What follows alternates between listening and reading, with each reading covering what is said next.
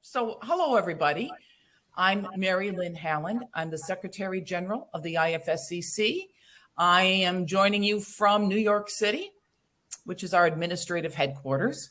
Today is our 64th webinar, and it's on the 12 principles of green chemistry with Dennis Abbeduto presenting.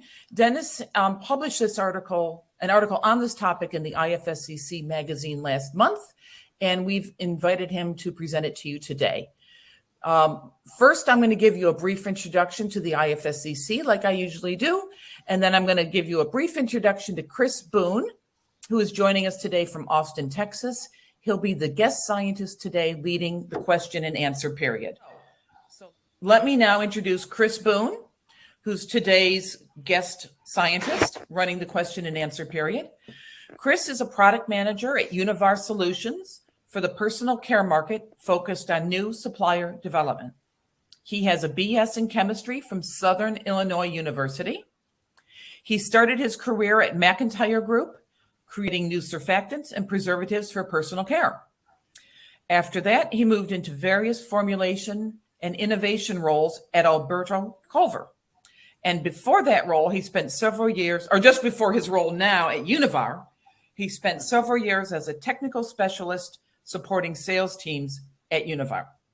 So thank you, Dennis, for joining us from Austin, Texas. Could you please introduce our esteemed presenter today, Dennis Abbeduto?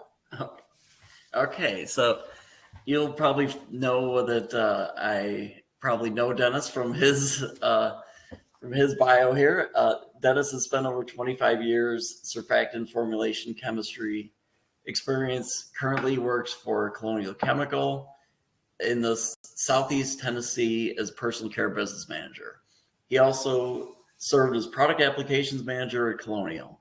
Prior to his time at Colonial Chemical, he worked for Abbeduto Culver in Chicago, Illinois on skincare technology and as a formulations chemist for the St. Ives and Noxzema brands.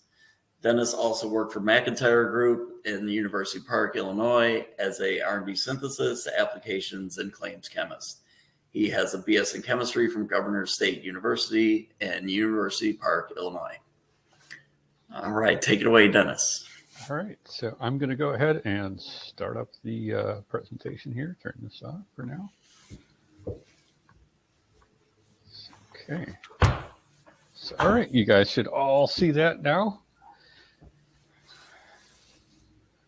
All right, so yeah, again, my name is Dennis Abbeduto, so I am the category manager or business manager for personal care at Colonial. Colonial is a specialty chemicals manufacturer based outside of Chattanooga, Tennessee, but we serve the global market with our products directly and through our distribution partners.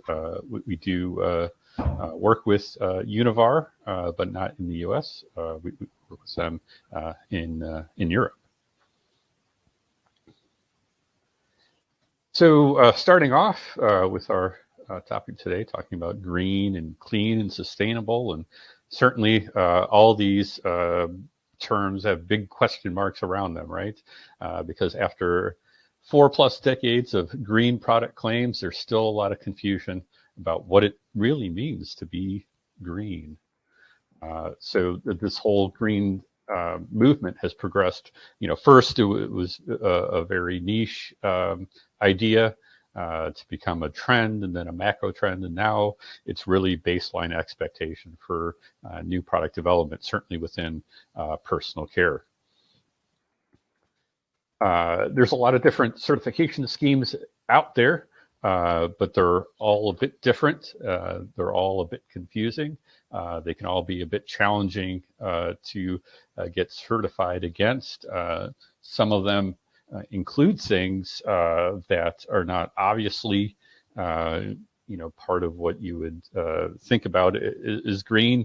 In many cases, they have some things or aspects to the certificates that are not always very science-based. They can be kind of touchy-feely. or trying to promote certain things that are either not scientifically supported, or it's just questionable in general. So a lot of the fundamentals around green, clean, and sustainable get argued. Just recently, I saw that somebody tried to file a lawsuit around clean, saying that some products or a retailer was promoting products that aren't actually clean, because clean meant natural products.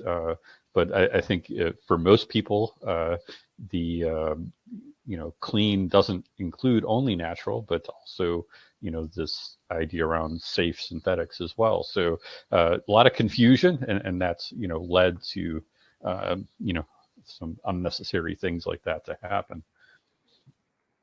But nonetheless, there's been an increasing focus on naturally derived ingredients.